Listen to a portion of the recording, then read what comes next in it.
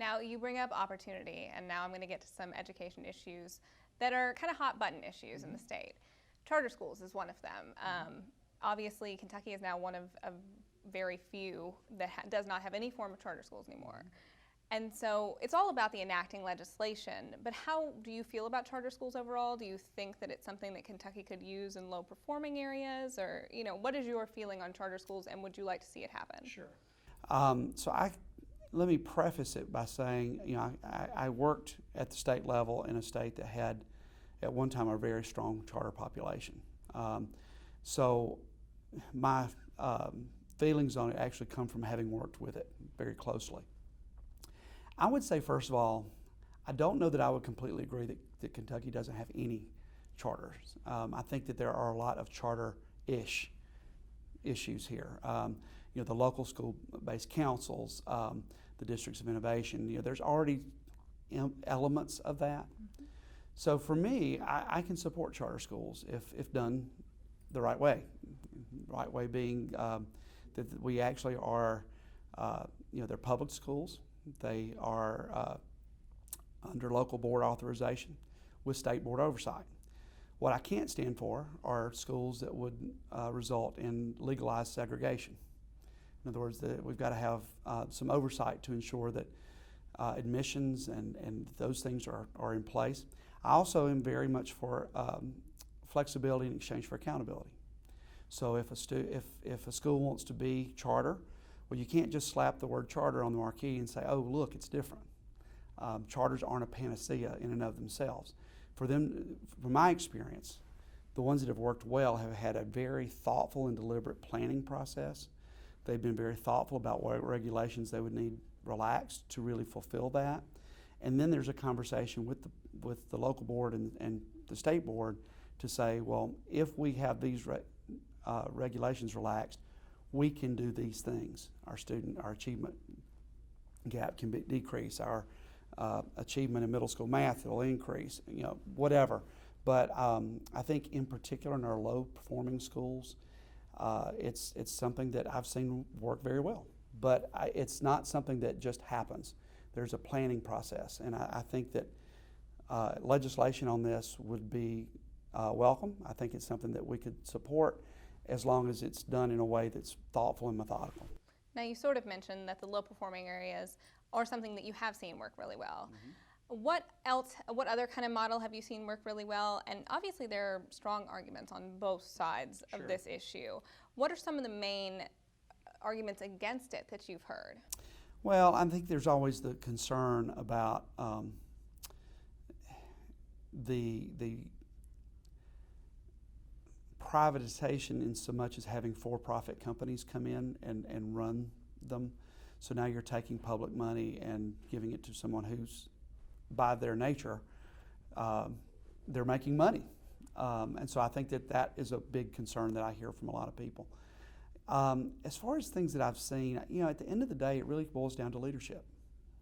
The charter schools, they've been around for 20 years. It's not like this is new. In fact, I think that you even will see in some states where they're actually starting to pull away a little bit from charters because the research is sort of a mixed bag.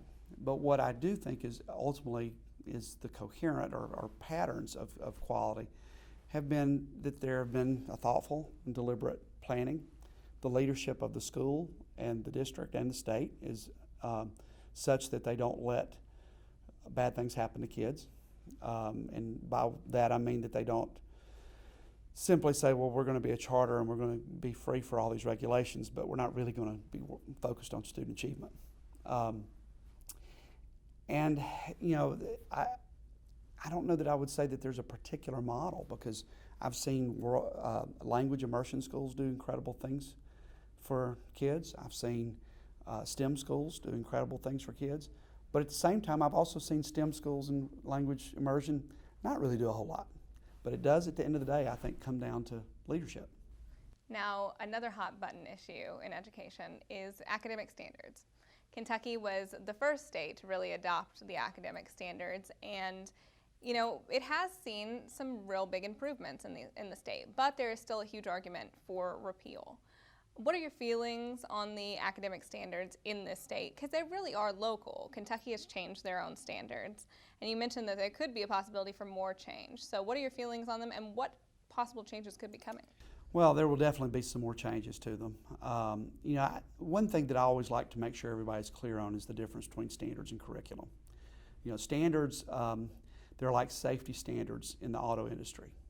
You want everybody to be at a certain level of safety, but Toyota's going to build a car differently than any of the others. So how the analogy to that in schools is we've got standards that say, students should be able to do this by the end of 5th grade. But the work that the teachers and the districts have to do is actually build the curriculum that get kids there. So I always like to draw that distinction that there is a difference between what's going on with standards and what's going on with curriculum. For about the last year, the department has had the Kentucky Academic Standards Challenge out, and they've been collecting data from across the state. We've had well over 5,000 individuals who have given feedback, and that's probably going to continue a little bit longer. We've been in discussions internally about looking at the data that's there, doing rewrites on the things that people say this isn't clear enough, or you've missed this, or you need to add that. We're going to probably put that back out again for people to look at and review. Because at this point, I think they, especially once they go through this round of revision, they're going to be the Kentucky standards. I don't think that there's obviously there's only so many ways you can say divide by double-digit numbers. So there are going to be aspects of things that would certainly be there, but I think we can really say we own these. These are really the Kentucky standards. Now, there has been argument, though, for repeal. Our new governor has said that we need to do away with the standards, but that would have a heavy price tag. Terry Holliday, who was in your spot before you, has said that it would be millions of dollars to repeal it, and then you still have to have something to back it up with. You have to have something to replace it with. So what would it really do to the state if we were to repeal the standards? It would be a really, really difficult thing. I mean, a standards revision in and of itself is always very stressful for teachers. And that's when they're going from something that they used to do to something new. And often there are a lot of similarities, but it's still something new. A repeal would be hard because now teachers go, well, what do I teach? What are my goals? And the process itself, if it's done well, and my commitment would be that anything we do would be collaborative. It would be something that we would want lots of teacher buy-in and lots of teacher comment, lots of educator comment, lots of what I call shareholder comment. I tend to talk about shareholders more than stakeholders. And so the whole community.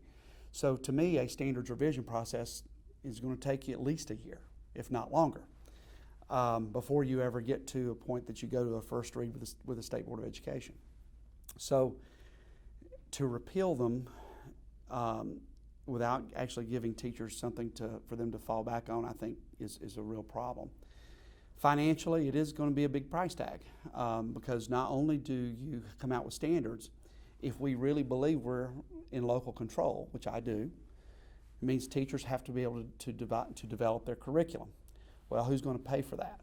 So there's got to be an infusion of funds at the local district level, at a statewide network level to start to what's called unpack the standards, which is a word I personally hate, but it's one everybody uses, so that they understand what's in the standards so they can start to build curriculum around it. Well, then there's the professional development on the standards and the new curriculum. Then there's actually having to develop new assessments that match the standards. We need every kid to have an opportunity to learn, and it's not fair to test kids on something they've not learned. So you got to build a new test. Well, that's not chump change either. So it would be a very expensive process. But at the end of the day, for me, it's about the uncertainty that the teachers would feel. At the end of the day, you've got these people who are working their rear ends off, that are trying their best to do what's right for their kids, and all of a sudden they feel like the rug's been pulled out from underneath them. So for me, it's about protecting our kids and our teachers by ensuring that they at least know what the target is and they have a very clear communication plan about that. Obviously, funding is always an issue, but for me, the thought of these poor teachers being out in the field and not knowing what their target is would be a travesty.